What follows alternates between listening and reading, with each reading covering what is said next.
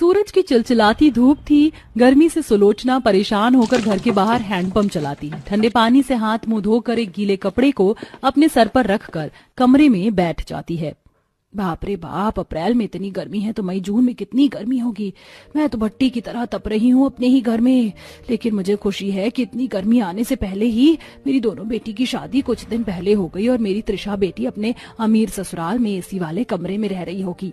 वहां तो बहुत ठंडी ठंडी हवा होगी, बड़े से फ्रिज का ठंडा पानी पिएगी और ठंडी ठंडी चीज खाएगी। उसके तो घर में भी नरम गद्दा होगा। अच्छा है मेरी एक बेटी अमीर घर चली गई, लेकिन मेरी दूसरी बेटी गरीब घर गई है।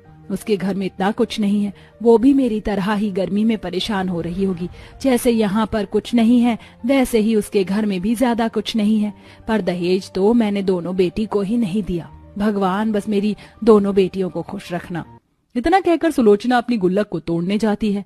नहीं नहीं, ये मैं क्या करने जा रही थी, इसमें थोड़े बहुत ही पैसे हैं और ये भी मैं जब इस्तेमाल करूंगी जब मुझे मेरी दोनों बेटियों के घर उनसे मिलने जाना होगा तो कुछ मिठाई फल ले जाऊंगी, थोड़ा आराम कर लेती हूँ। सुलोचना गुल्लक वापस रखकर आराम करती है। वहाँ गरीब बेटी अपनी झोपड़ी जैसे ससुराल में गर्मी से परेशान होकर घर की छत पर हरी हरी घास लगा देती है। बहू, ये तूने क्या किया है? कैसे घर की गर्मी कम होगी? माँ जी आप देखना, थोड़ी बहुत तो गर्मी कम हो जाएगी। कोशिश तो मेरी यही है, बस मैं छप्पर पर पानी डाल देती हूँ तो कमरे में ठंडक पहुँच जाएगी। ये कहकर मधु पड़ोसन से पाइप लेकर छत पर लगे घास पर पानी डाल देती है, जिससे कमरा धीरे धीरे ठंडा होना शुरू करता है और सास बहू मिलकर खाना खाती हैं तो ललित भी घर आ जाता है। अरे बाप रे बाप, बाहर तो बहुत गर्मी है। धूप में बुरा हाल हो गया, लेकिन अपने घर में आते हुए बहुत ठंडक मिल रही है। छत का पंखा भी सही से हवा दे रहा है। ये कैसे हुआ?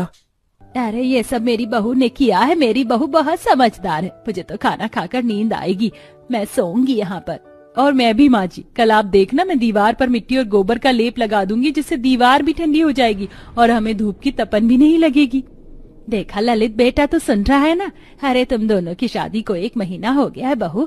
तेरी माँ को मैंने अभी तक न्योता नहीं दिया। मैं सोच रही हूँ घर में सत्यनारायण की कथा करवा लूं। अब पैसे भी हो जाएंगे और तेरी मम्मी को एक छोटी सी दावत भी मिल जाएगी। हाँ माँ, ये तो आपने बिल्कुल ठीक कहा। मैंने 100 रुपए बचाकर 1,51,700 रुपए जोड़ लिए हैं। ठीक है बेटा, ठीक है माँ जी, आप बता देना, तब मैं माँ को 1 दिन पहले बता दूंगी। ठीक है बहू। सास बहू खाना खाकर सो जाती हैं। वहीं अमीर बेटी अपने ससुराल की एसी में ठंडे ठंडे आम खाकर गर्मी का मजा ले रही थी। Wow, it's so yum and delicious. Naman, मेरे लिए मैंगोज लाने के लिए तुम्हारा बहुत बहुत शुक्रिया। तुम्हें पता